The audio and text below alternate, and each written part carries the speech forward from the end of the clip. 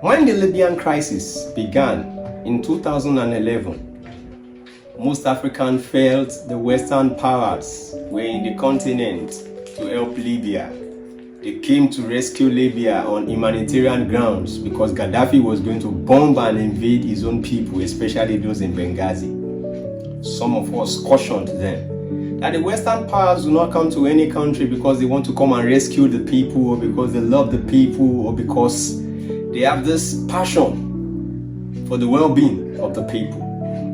But then we normally ask one critical question from the Africans. Why is it that every single time something is skewed against the Africans tend to believe these foreign powers as against every single voice of reasoning in their own countries? Today, we cannot talk of Libya as a united and prosperous country again. Libya has turned into a shadow of itself. Now let us delve into the issue of Libya and the Western powers. Of course, we cannot go back to history on how Gaddafi opposed these Western powers for decades. What is most critical and crucial is that the countries that launched the first salvo against Gaddafi, the country that started the bombing after the no-fly zone of the United Nations, were not even the United States that we accuse today. The countries that launched the first attacks were France and the United Arab Emirates. We should ask critically, why would France be interested in Gaddafi? And this will take us to the present case of Nicolas Sarkozy in France.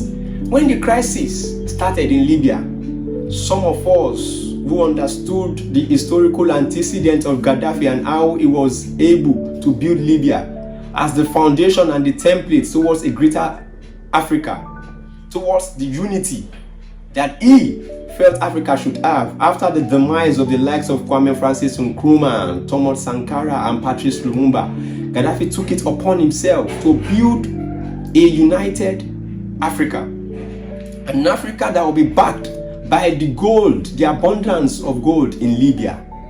But then, the French intelligence got wind of this plan.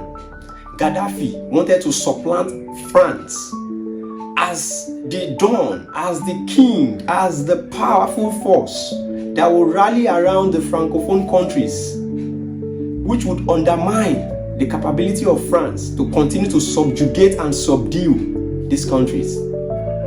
France then saw it as an opportunity to eliminate the greatest threat that would have taken away its colonies from it.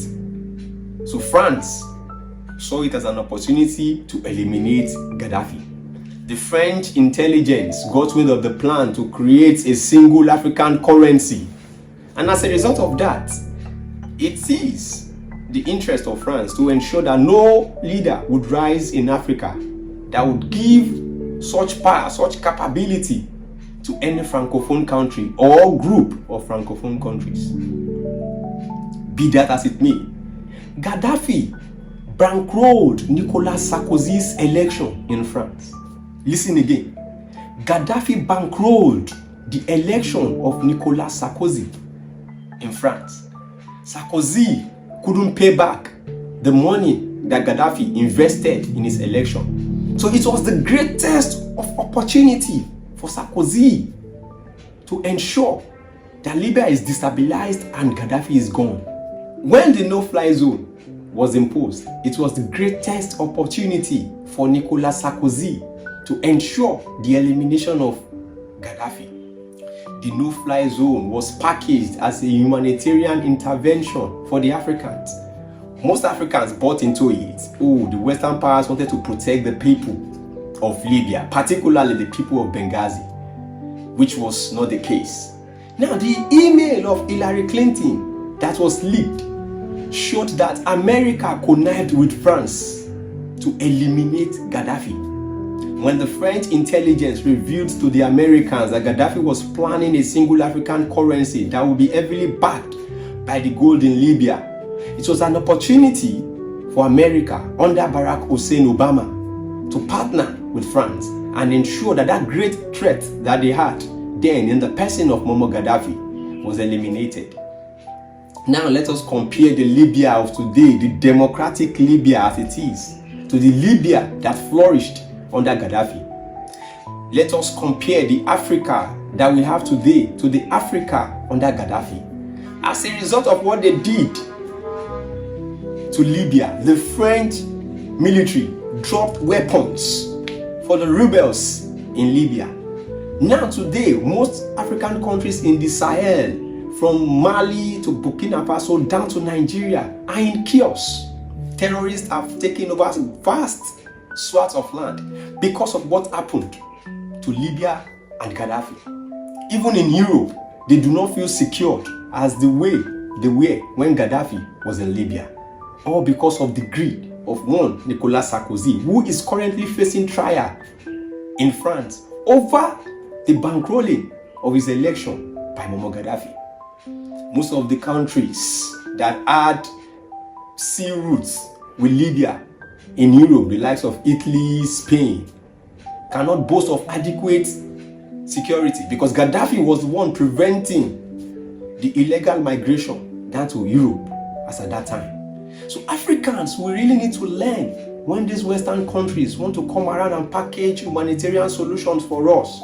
The case of Gaddafi should have taught us a great lesson. But then we are wired to always believe them. Every time they want to come for their intervention, the Africans will say, oh, they are coming, the African leaders are back. They are the ones who create the worst of the leaders for us. Of course, we know of what happened in Burkina Faso when Thomas Sankara was killed. Blaise Compaoré, his successor, couldn't do anything for 27 years in Burkina Faso. Can we talk of over close to 40 years of Paul Biya's reign in Cameroon? What has he been able to do for Cameroon? Paul Biya stays in France than he stays in Cameroon. Probably his stay in Cameroon can be easily recorded. So France is okay with Paul Biya because Paul Biya allows France to do whatever it wants to do in Cameroon. Alassane Ouattara has just woken up by saying the French military should leave Cote d'Ivoire simply because of what is happening in other Francophone countries. The same with Senegal.